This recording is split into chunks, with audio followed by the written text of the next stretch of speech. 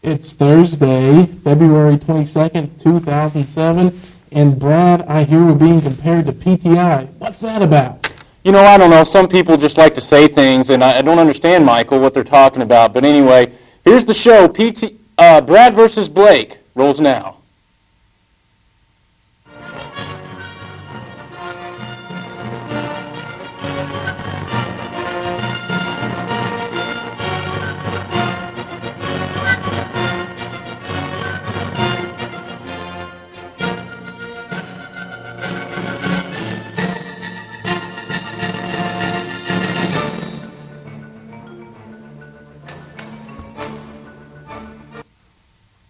You know, I think it's funny that they caught me talking on my cell phone there in the open. I just happened to, turn it off and see the camera there and gave it a nice smile there in that show open. Yeah, imagine that. Yeah. It wasn't staged or anything. No, we don't do that here. Absolutely not. Well, welcome to the show. The first story, our top story today is Arkansas's athletic director, Frank Broyles, has announced his retirement. He will be here till the end of the year. And after 50 years of service to the Arkansas Razorbacks as a head coach and then as athletic director, he is out.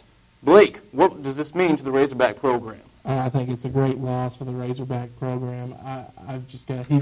There was an ESPN article by Pat Forte saying that he was the last emperor in college sports. I absolutely believe that. I think it was his time to go, but I think it will be a monumental loss for this It is huge. The way he was pushed, that he announced his retirement was interesting. Questions whether he was pushed out or not, but Chancellor John White says he was not, and this was Broyles' decision to leave. It's going to be interesting to see who takes his spot. Where will Arkansas go? Will they go within the program to find an athletic director, or do you go to another school, a good school, a school like Florida that wins national championships in basketball and football? Do you go find someone at a qualified school, or do you find someone within the state? Absolutely not. You have to find somebody within Razorback Nation. I think without a doubt, you do not want to bring somebody in from Florida or Georgia or Mississippi State. If they're qualified and if they're good, why not? Well, because you have to have someone who loves the Razorbacks. Houston always says he loves the helmet. You have to have someone who loves more than the helmet. You have to have someone who loves the Razorbacks. Right. Frank Broyles loved the Razorbacks. If anything else, he loved the Razorbacks. Well, I don't care. Fans will not care how much you love the Razorbacks if you don't bring wins to the program, and national championships and even like that. It doesn't matter how much you love the Razorbacks if you're no good. Well, we'll see about that. But as for next time, let's move on to Broyles' legacy. And, if you drive down Razorback Road, it's hard to tell, see something that Frank Broyles hasn't had a part in, except for maybe the Lady Back softball field.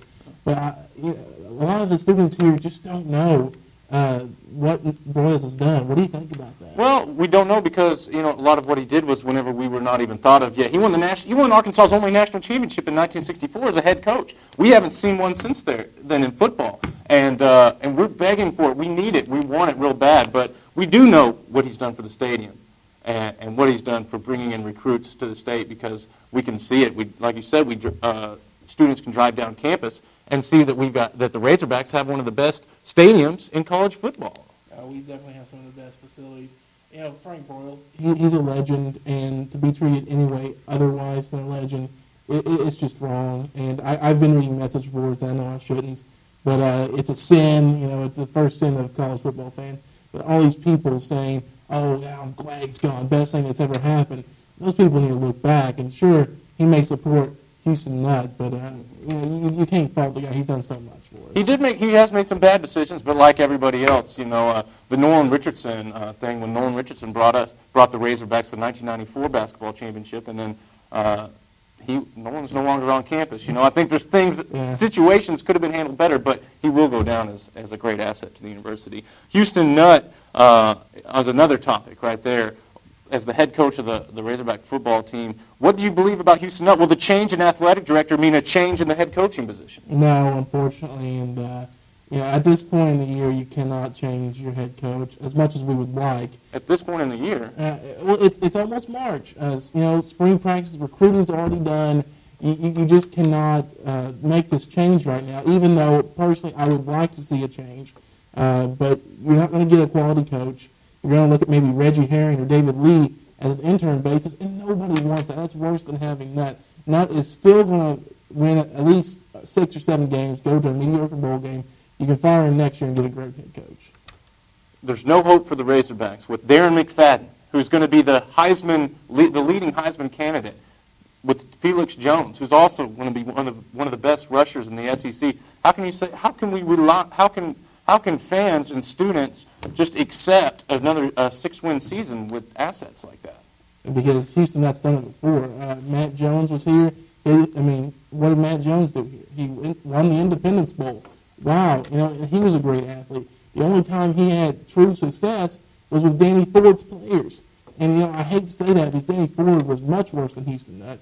But I think it's just time for Houston to go. Well, we'll see. And with the change of the athletic director, maybe it'll happen. We don't know. Maybe it'll happen. But one of Nutt's players right now, Jamal Anderson, is participating in the NFL Scouting Combine this weekend. And Brad, I just gotta wonder, what's he going to do? Where's he going to go in the draft? Well, I think he's going to go. I hope for top 5. He is a top 5 caliber player. I think he's the best defensive end in the draft. It's a matter of who needs it.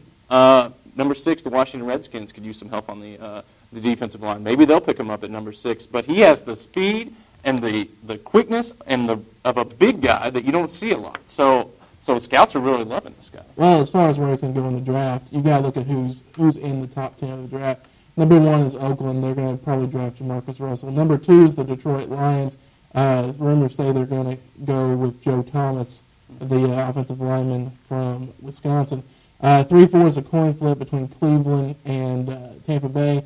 Neither of them will draft him. Then you get into the teams that may draft him, like you said, the Washingtons, the Minnesotas. But I think that he's going to fall. I think Gaines Adams will go before him just because he has more of a national name. I think that the defensive tackle, Alan Branch, will go before him. I think he falls no farther than number 9. If he's there at the number 9, my beloved Dolphins will jump on this guy to go opposite Jason Taylor. He will not fall any further than that. We've also the Razorbacks also have Keith Jackson Jr. there, Chris Houston there, Samuel Jabutu, Tony Hugo. Who of those players do you think has the best shot at being a first-round pick? Chris Houston. I'm just kidding with you guys. Tony Hugo, there's been talk that Tony Hugo may actually sneak into the first round if he has some good trials, kind of like Matt Jones did.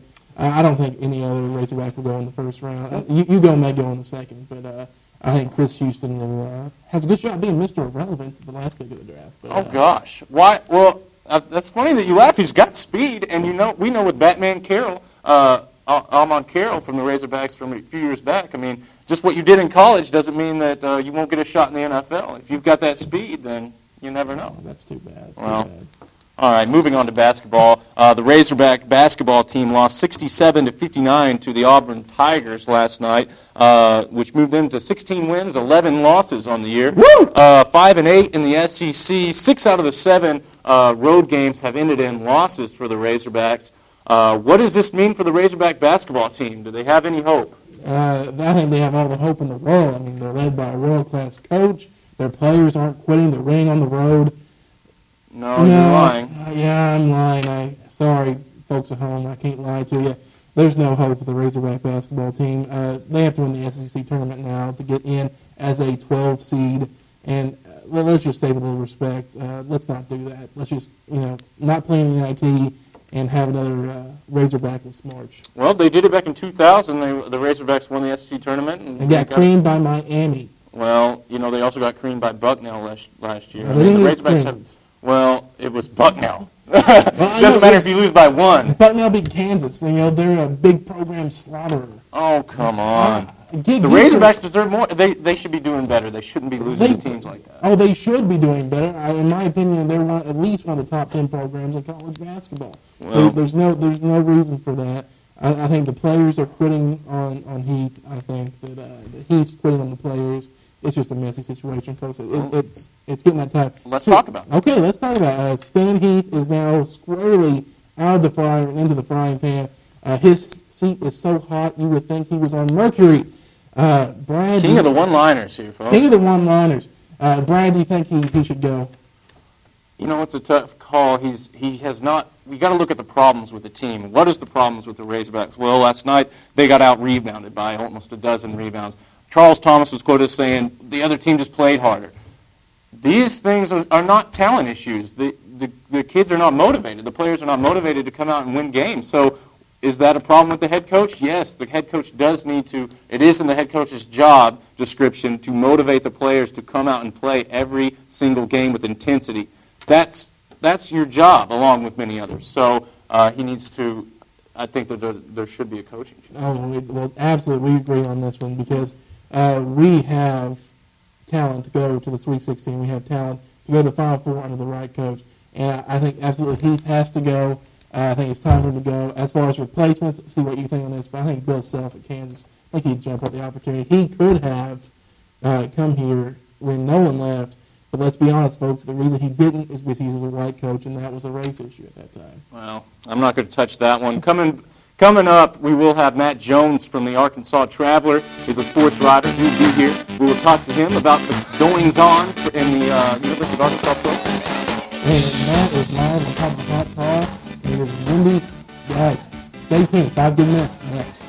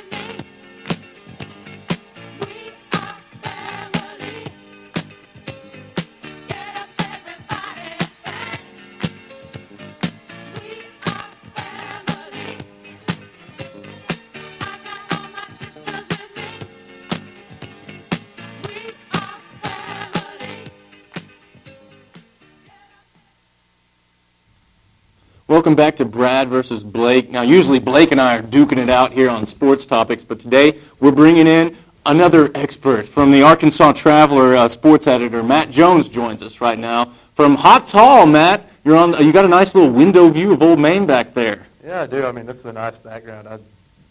It's great. Let's talk about the basketball, the Arkansas Razorback basketball team for a little bit. What do you think about the Razorbacks' hopes of making it to the NCAA tournament?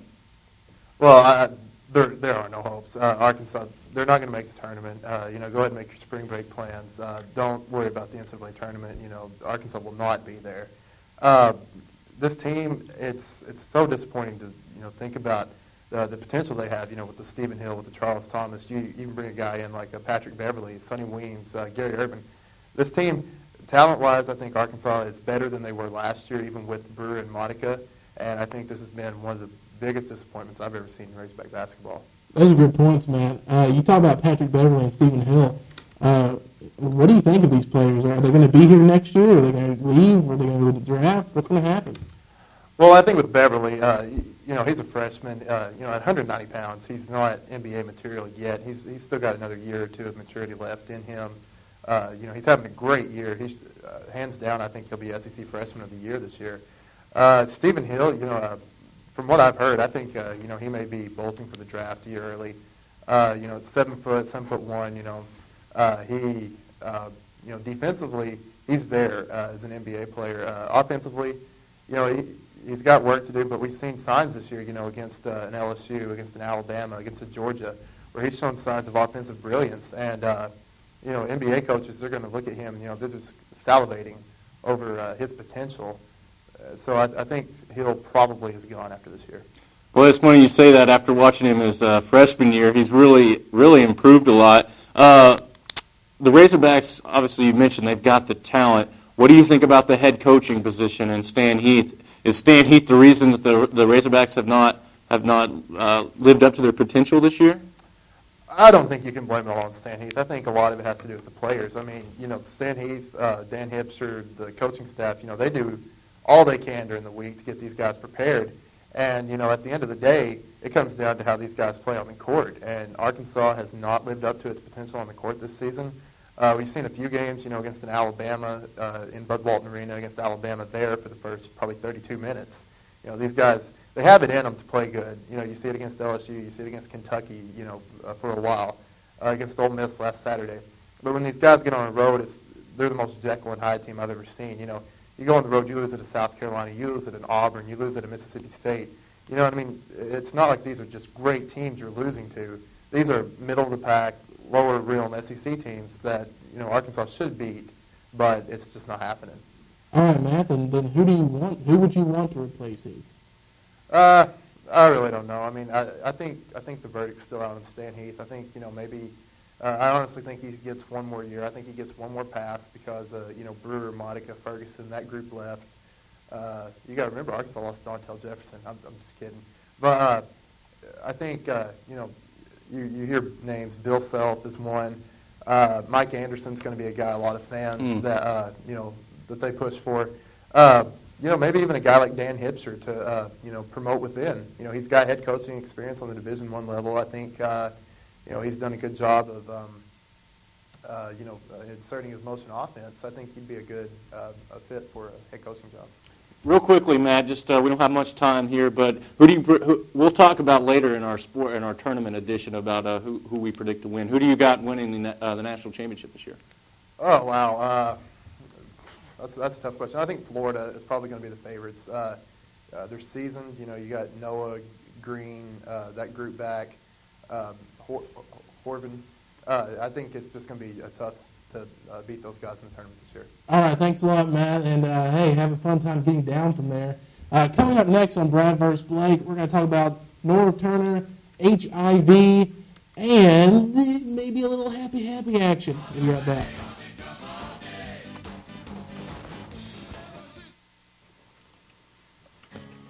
I'm a soldier on the field, fighting for you, fighting for me. You can see it on our faces, like the bullets leave traces. You can feel it for real. You can't imagine the pain of my baby so far away, so far from my home.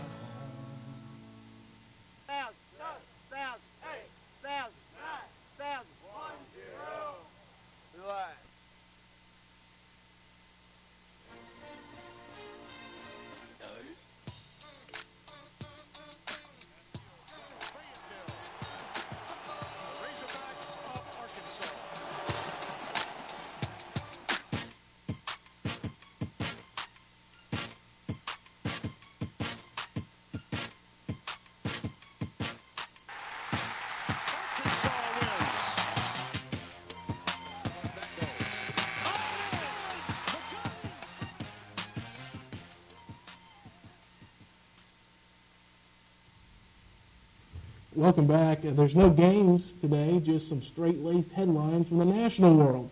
And the first headline's got to be Norv Turner straight off running the Redskins and Raiders into the ground as their head coach. He's not going to try to do it as the Chargers head coach. Brad, what do you think? I think he'll be successful at doing bad. The World Golf Championships are going on. It's the 64-man tournament in golf. Tiger Woods has won the event twice, and he's looking to win his 8th, I believe, straight PGA Tour event. So good luck to Tiger Woods, the best golfer in golf history. Well, in the boxing world, a guy named Morrison, diagnosed with HIV the last decade, has been cleared to fight in West Virginia. Now BC says he doesn't have it. Brad? Tommy Morrison. Rocky V. That was a bad movie, but he was in that. The NBA trade deadline has surpassed, and there was no big trades. As a matter of fact, Jason Kidd was looking to be traded, Vince Carter was looking to be traded, and nothing happened, probably because Dwayne Wade for the Miami Heat was hurt, so the Nets are looking to advance past the Heat in their division. Do you think they can do it? I don't care. I don't care about the NBA. Oh, Sorry. come on. What are you doing Next here? topic. Barry Bonds reported to spring training. Is he going to pass? Is he going to do it? Is he going to get 22 home runs? Yes, he will. And will it be celebrated, though? Yes, it has to be celebrated, even if it only is broken for 5 years. He's going to have one of those little asterisks next to his name. Oh, I put a little asterisk by your name. All right, time for the happy happies. Happy 27th anniversary to the Miracle on Ice. Do you believe in miracles? Yes. Do you believe in anniversaries? Yes. Do you believe in Stan Heath? No. But the U.S. men's hockey team defeated the Soviet Union in the semifinals of the 1980 Olympics on this day. Happy 42nd birthday to BJ Singh. BJ, always the bridesmaid, never the bride. To Tiger Woods and Phil Mickelson. Oh, he's good. Happy birthday, BJ. Enjoy your mediocrity. Oh, mediocrity. Happy trails, Kurt Schilling. Reports say that you are going to leave the Red Sox and file for free agency after this season. Brad, would you ever leave me? That's a weird question. I'm not going to answer it. Let's go to Stat Girl. Molly Kaminsky is at the control room. Molly, you got to tell us where we went wrong. Well, y'all had a pretty clean show tonight, I'll give you that. But Blake, you did say that the Razorbacks got creamed by Miami in 2000 when they actually only lost by 4 points. Ooh. And Brad, Yeah. you got to stop the clicking, man. Is Blake making you nervous, making you sweat out there? What if I need to write something down, Molly? You got to stop. All right, I'll do it for you. Nice beats, Molly. Thank you. Let's go to the big finish, shall we? Let's do it. Coaching changes in the Razorback football staff. Lewis Campbell has moved from secondary coach to the front office. Alex Wood will also take over Gus Malzahn's position as coaching the wide receivers starting next year. I don't care. The Razorbacks released their football schedule, moving the University of Kentucky and the University of North Texas around to accommodate television. Brad, are you going to watch? Yes, because I care about the Razorbacks, unlike you, I guess, on that one. Clemson Athletic Director Terry Don Phillips has turned down or has denied any moves that any hearsay that he will be looking into the Razorback Athletic Director opening. So that's good, I guess, huh? Yeah, sure. Well, why not? Let's throw someone else out there. The newest trend right now in NFL off seasons is GM leagues for fans. Brad, I'm in one, and I'm the Kansas City Chiefs. I've traded away Trent Green, Larry Johnson. How do you think I'm doing? That's horrible. Larry Johnson? I got Brian Westbrook. Oh, come on. He's old, though, right? You're old. Westbrook's pretty good. For the first 500 fans that attend the Razorback basketball game this Saturday, you get free basketballs. That's right. Come to the game and get some balls. How's that sound? Not going to touch that one. All right, final topic. Mel Kiper and Matt Mayock, the battle of the NFL scouting combine people. Who you got in the fight? Mel Kiper. Don't they got the coolest jobs in the world? Just watch sports and then debate and talk about it. Wouldn't that be kind of fun? I think we have two. Yeah, we do. We need to get a raise, though. Yeah, definitely. Yeah. Anyway, well, I guess that's our show, Blake, huh? I think so. And I'm glad second show goes a lot better than first. I guess. We can always get better, right? Always room for improvement. We'll try to do better the next time. Who says we're like PTI anyway, right? That's it. We'll try to do that next time. Good night, America. Good night. PTI.